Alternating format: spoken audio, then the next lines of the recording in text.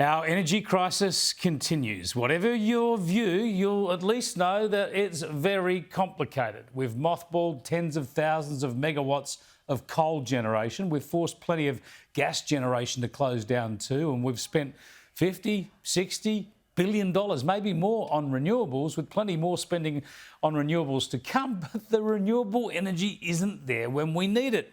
Go figure. They didn't work this out, hey? So we need more gas.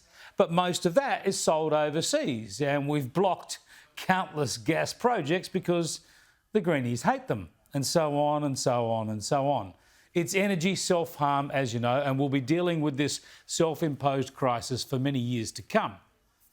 But wait, don't worry, it's all going to be okay because the Greens have got a solution.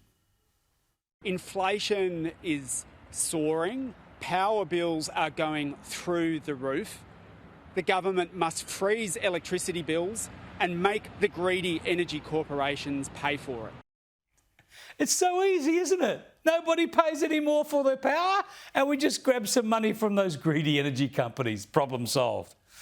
Scary, isn't it? These people are the partners of the government. Labor was elected by Greens' preferences. Labor relies on the Greens to get its laws through the Senate.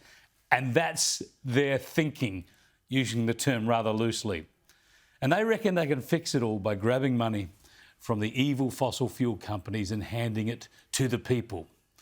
The Prime Minister isn't quite as silly, but he still reckons it's going to be okay too.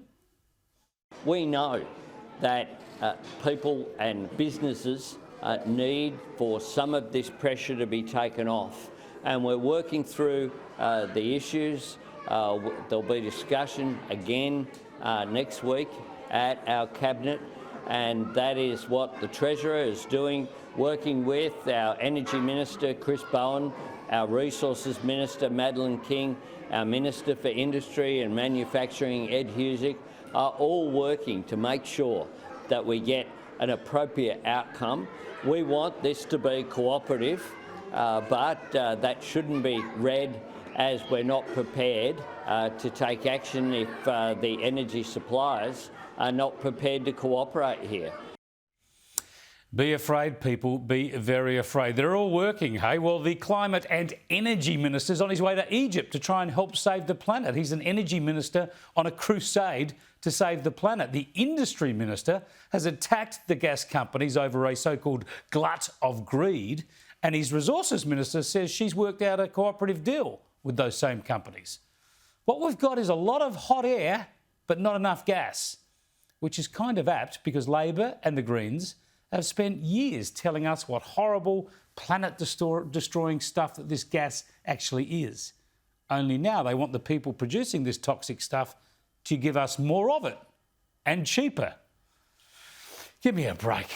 One thing I'm certain we'll have to see through all this is some relief. We're going to have to see some relief, cash relief probably, from government to pensioners and the poor.